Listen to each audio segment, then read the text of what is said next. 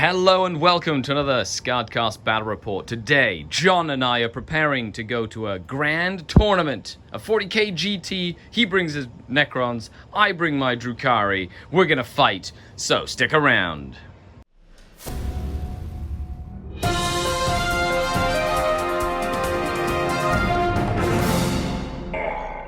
The Dark Kid.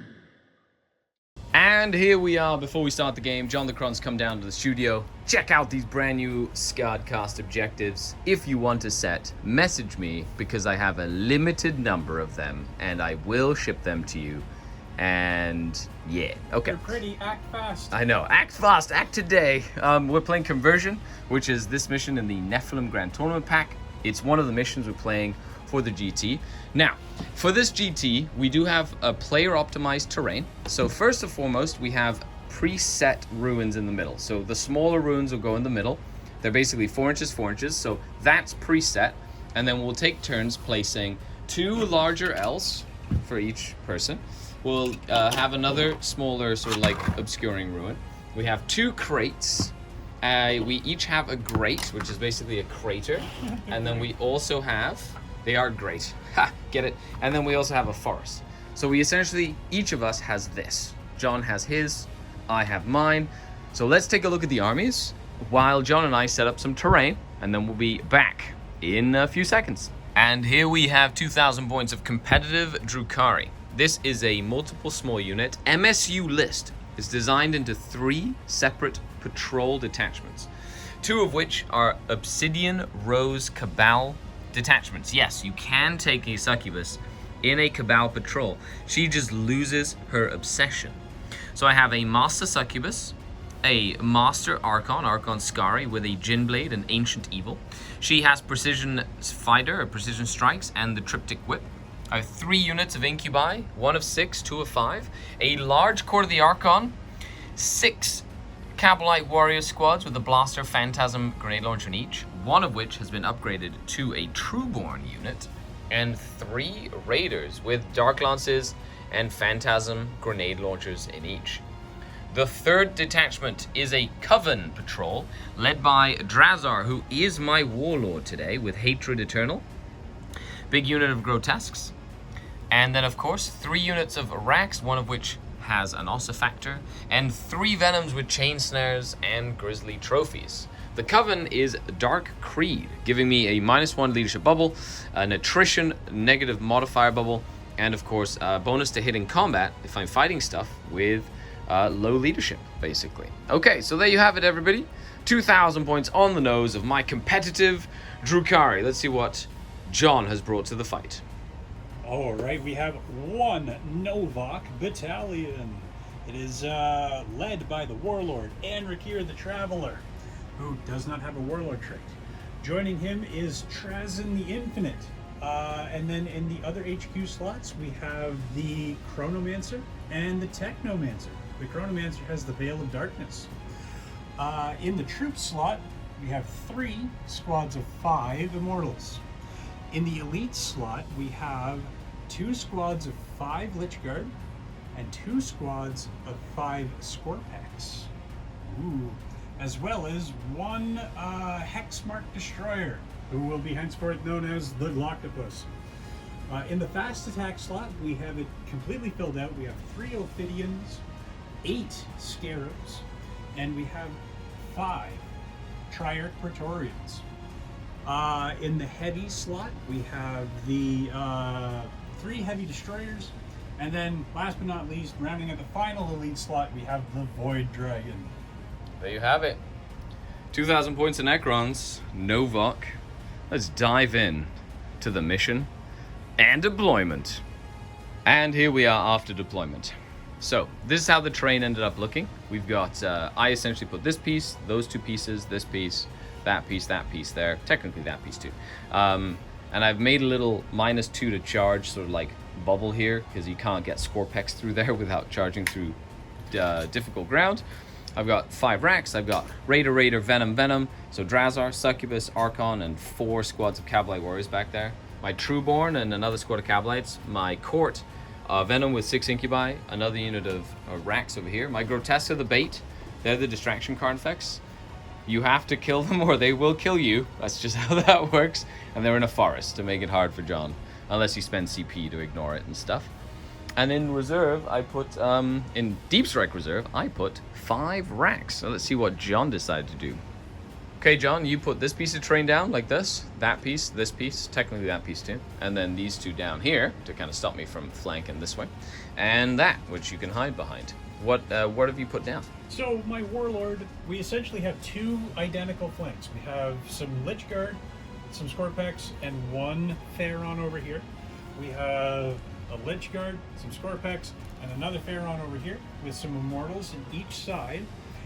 It's split up with 2 fast attacks. We have the Praetorians on one side expecting to go and hit something that wants to grab that objective. And we have the Scarabs over here who are going to be resigned to the fate of the Incubi. There you go. You also have 5 Immortals here because of the secondaries. And you did put your Glocktopus in the Stasis Oubliette. That's correct. Did I say that right? Yes. Excellent. And then you put your Ophidians under the ground or whatever. Yeah, they're about to dig. Excellent. Let's look at secondaries. You took no prisoners? Yes, I did. Yep. You took ancient machineries and treasures of the eons. So he's trying to do an action on each of these 3 objectives, maybe that one.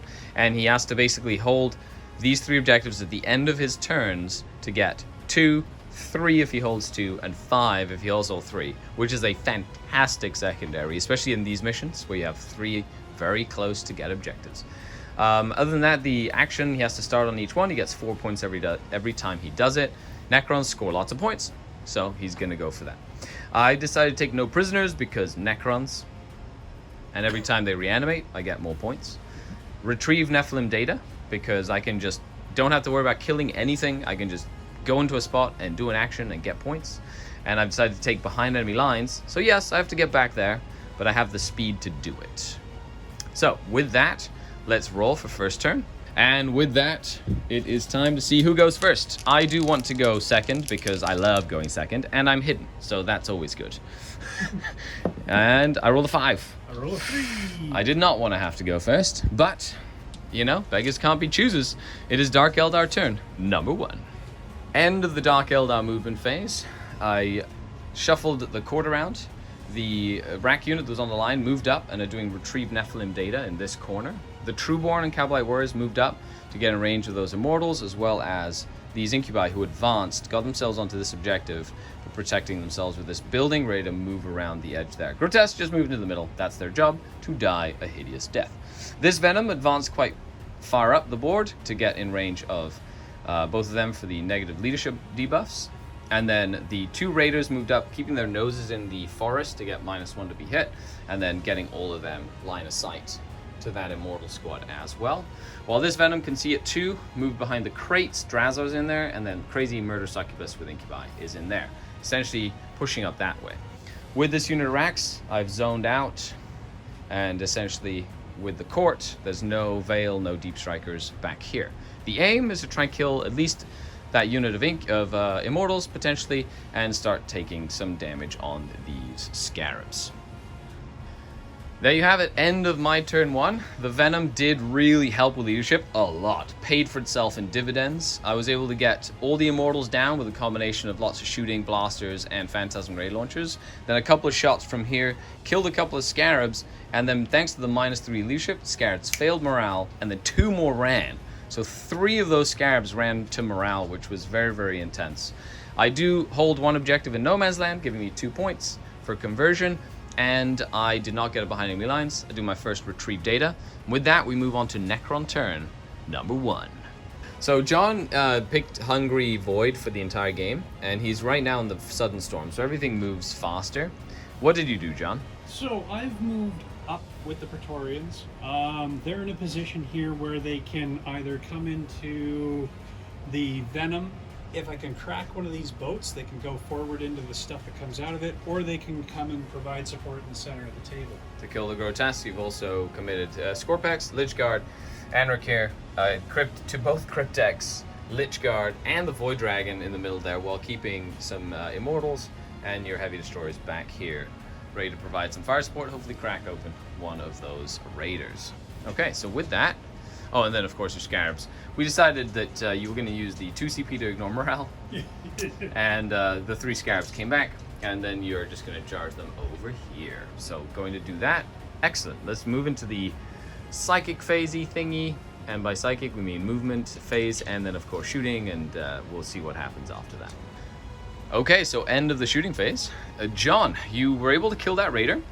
I got out, lost a couple of Cabalites, then the Praetorian shot killed a whole little unit of 5. So you've killed 5 Cabalites and a raider, and then 2 died in the explosion. And you put this Venom down to 1 wound remaining, so it's almost dead. And this Venom has taken a few wounds as well, so he's down to 3 wounds remaining as well. So with that, onto charges. You have quite a few charges you're trying to put into the middle here, as well as that Void Dragon to put pressure on me as the game moves on. You did put 4 wounds on him, and he counts as half wounds that he has remaining thanks to the Void Dragon's cool ability, which means this Raider counts as having 3 wounds, so it makes it less effective.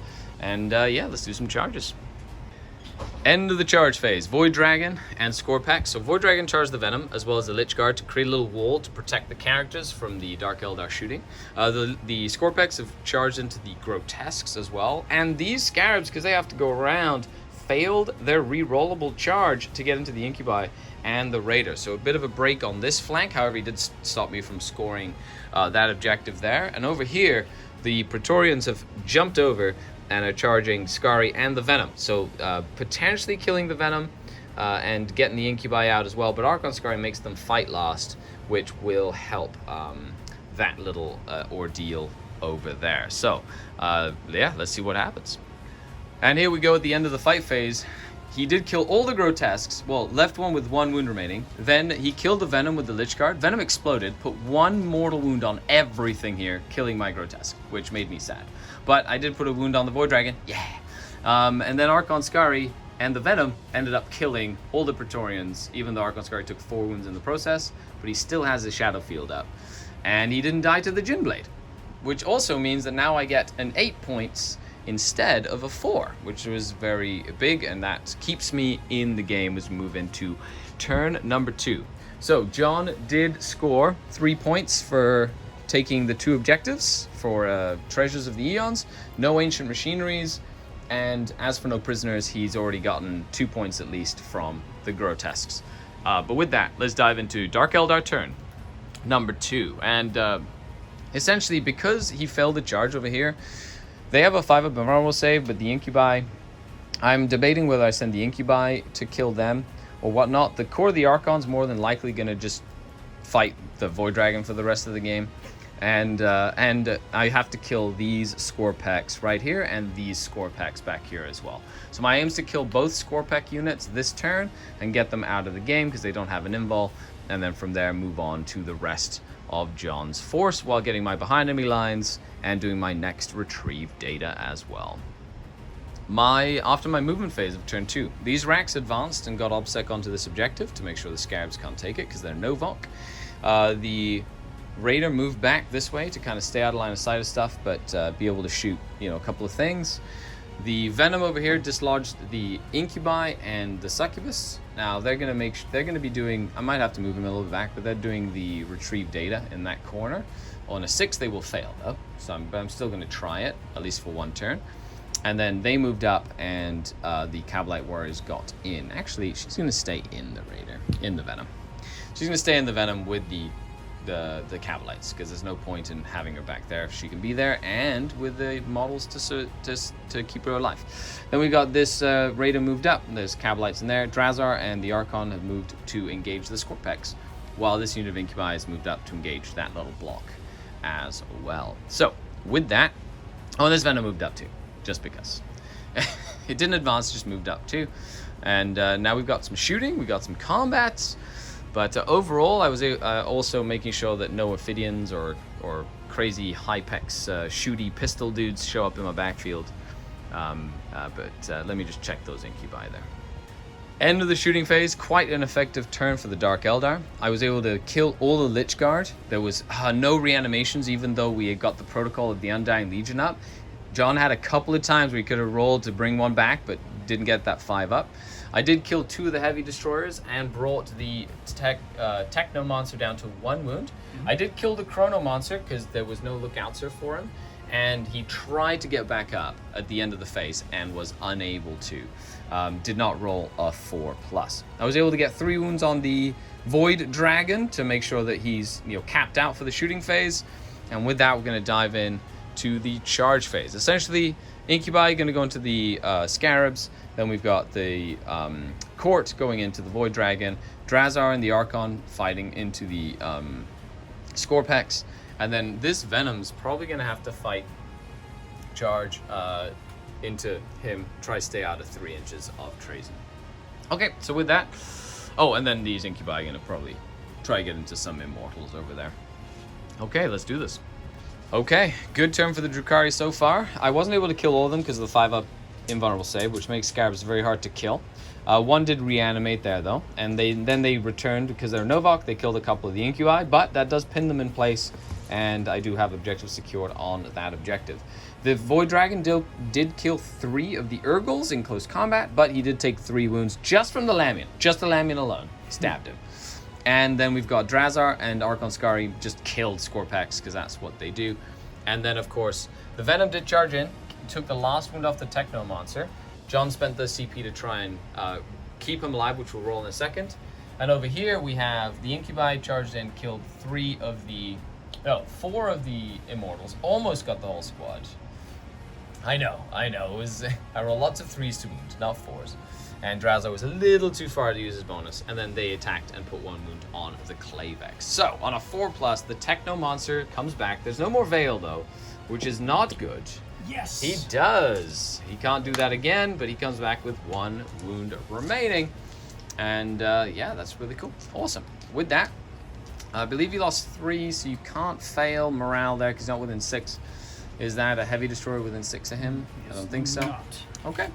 So no failing morales, and I do get 2 points for bonus again, and yeah, excellent. So let's dive into Necron turn number 2, and I have to roll my retrieve data because I did it with Incubi in that corner, and they do it successfully because there's only 5 of them, and they're not OPSEC.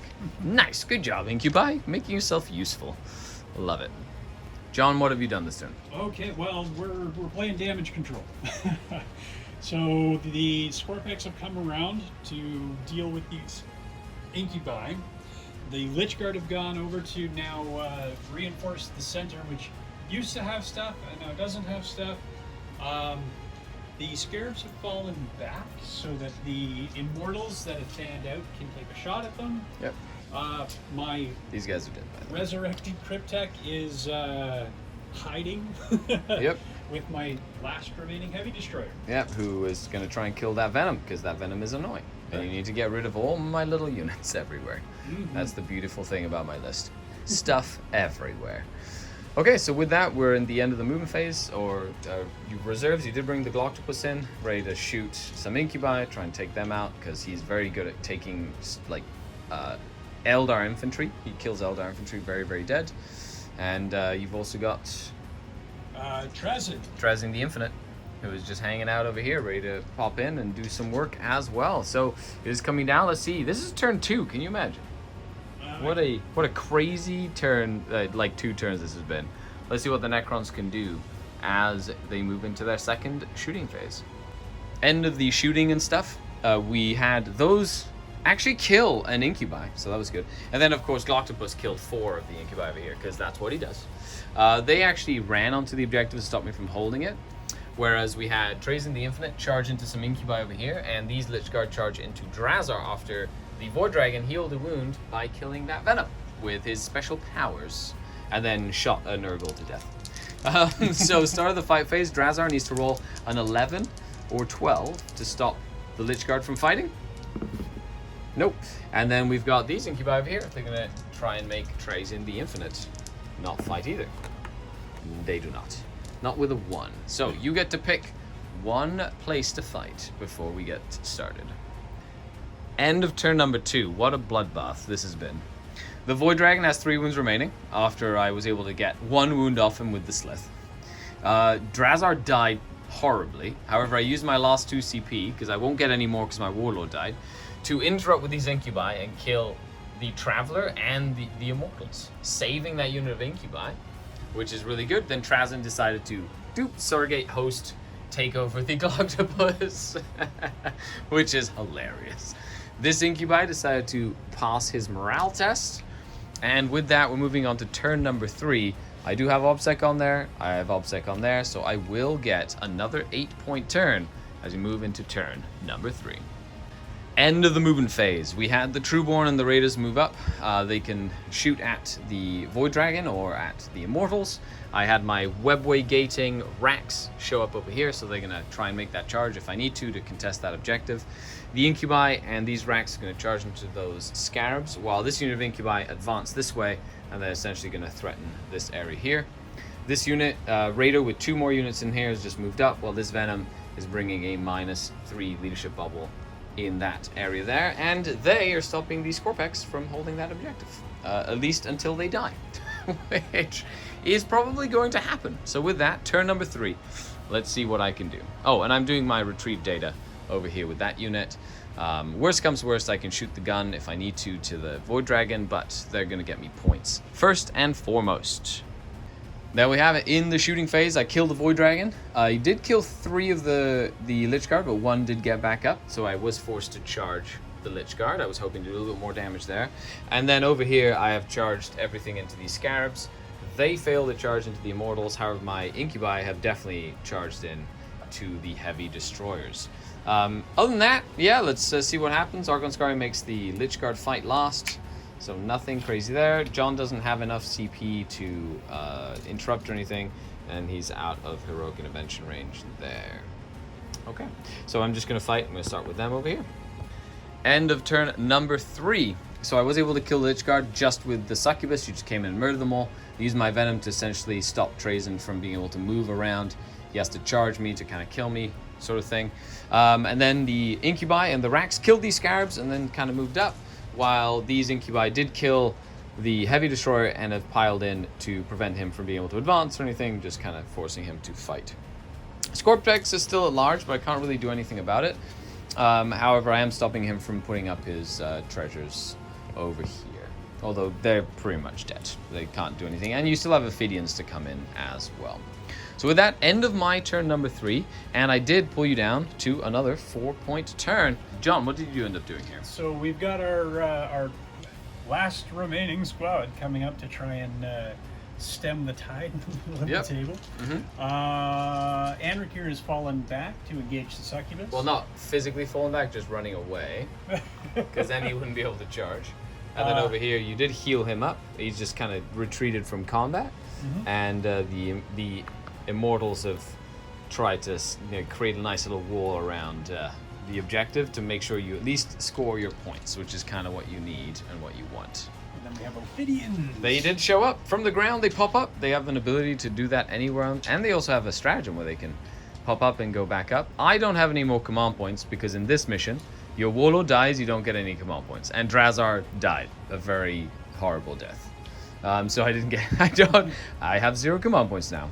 But this is a 9-inch charge with a +1, rolling an 8, and Ophidians have an incredible amount of attacks. Should be able to clean up a small unit of racks, especially with Novok stuff. Okay, so with that, on to shooting. Okay, so Trazen the Infinite has a cool thing where he picks a vehicle within 12 that he can see, which he can, and rolls over his leadership, and then you can use one of the guns at his ballistic skill as he takes over the machine. So he's decided to take over my Venom and have the Venom's splinter rifles shoot into Skari, who has 1 wound remaining. Because, awesome. So 4 shots hitting on 2s. Nice, everything hit. Wounding on 4s. 2 saves. Okay, I have a shadow field up, and of course this is how Skari dies, right? Okay, first one. Oh, he's okay, okay. There's a better chance of him surviving. Yes. He lives. Okay, good. That would have been very scary. And that's it. We're in the shooting phase. Still a little bit more shooting, but I wanted to show that little mechanic off, which is kind of cool. Quick middle of the combat update. He charged into my Succubus and murdered her, and then blew up this Raider, who the explosion killed Skari that was on 1 wound left, killed the Scorpec, put 2 wounds on the character, put 1 wound on it. It literally just blew up and did so much damage, and then 2 of them did not come out. But Skari, sadly, is dead because mortal wounds are the bane of his existence. And that made me sad. Okay, so at the beginning of turn number 4, so before we start turn number 4, right now the Dark Eldar are sitting at 67 points including paint. The Necrons are sitting at 45 points including paint as well. So basically the biggest thing is Ancient Machineries has been something that John has not been able to score. That could be an additional 8 to 12 points, or could have been, which would have made the score a lot closer, like in the 50s, within 10 points. These are going to be a bit of an issue as we move on to the next turn. So we're going to see what happens. I've got my last retrieve Nephilim data. I've got a couple of units to get behind enemy lines. And we still have lots of shooting. So let's see what I can pull off as we move into turn number 4. End of my turn 4 movement phase. These incubi advance forward. Going to try and make a charge into those immortals if I can. These racks just moved up to do my last retrieve data. These racks hiding on this objective. This Slith making more distance between the Ophidians to move back, but those Ophidians are going to get John 10 points. 2 bonus 4s, and then stopping me from getting a point every battle round. So turn 4, turn 5. So that's going to be plus hold 1 at the end of the game. That's actually a 14-point Ophidian squad. That Ophidian squad is doing money. Now I am getting onto this objective here to stop him from getting a 12, but I can't really stop him from getting an 8, but it's going to be a lot closer than John thinks as we go into the end of the game here. But I'm just going to try and stop him from scoring there. With that, I have to try and kill some Ophidians. So let's dive into shooting. End of the turn, shooting phase. I was able to kill 3 of the Scorpex because of Whirling Blades and the Protocol of the Eternal Guardian, which means that they get light cover, which did help a lot into a lot of my little shooting. However, he lost 3 friends. He's within 3 inches of a Venom with Grizzly Trophies, which means he's -3 and -3, so -6. So on a 5 or 6, even after only losing 3 models, he is going to run. Oh, he holds the line. And then, of course, the Incubi did fail that charge over there. However, I do get my last retrieve data. I get 4 more points for behind enemy lines. And we move on to... And I lose a point over here for bonus, but I do get 2 bonus points for holding an objective in no man's land. John does get an 8 thanks to the Ophidians, and we move on to turn number 4 for the Necrons. End of the move phase. John, what have you done? All right, so we've moved out of line of sight and gotten our Ancient Machineries. Yeah, they complete at the end of your next turn. Andrakir the Warlord has moved up to pressure the center. Yep. And get actually line of sight on this Venom. Raider. Yep. The Scorpec has actually run and ended up on the other side of this wall. Mm-hmm. And we have a nice little firing line ready I like to it. go. Ready to rock and roll. Looks fun. And Trazin decided that he needs some Cabalites for his collection. You don't need a lot, but you can get it done. It is turn 4, so all my invulns are up by 1 now, cool. Which is exciting. And we'll go into shooting and all that stuff. We'll come back at the end here. And there we have it. End of the turn. You failed to kill 1 Cabalite there. You did kill the Slith, and you weren't able to do anything here. You did try and kill this 1 Incubi. The 3, you killed 2 of them. 1 failed to kill you back because you used Whirling Blades as well. I do owe you a morale here. He lost 2 friends. It is turn 4. He's not fearless yet. He holds, which will give me an 8-point turn and stop you from getting 3 points and only getting the 2 points for your secondary over here. That Venom did die, though. Did die spectacularly well. And these racks did not want to fail a Feel No Pain, which was fantastic. So with that, you do get 4 more bonus points here. You're probably going to complete your Ancient Machineries. Nothing you can do about that. Nothing I can do about that as we move into turn number 5. Okay, so I've moved up, basically ready to shoot into both of the characters over here and into that Scorpec. I've also moved my racks up. I fell back that Incubi, and I've run my racks, my Cabalites, and my Incubi all into this area here to try and get a bonus 4 points. So let's see if we can pull that off as we move into the end of the game. But it's going to be, other than Ancient Machineries, like that was probably going to be the deciding factor. Very curious to see how this game ends, because it's a lot closer than you think at the end game. But that's how Necrons can just score so many points if you're not careful.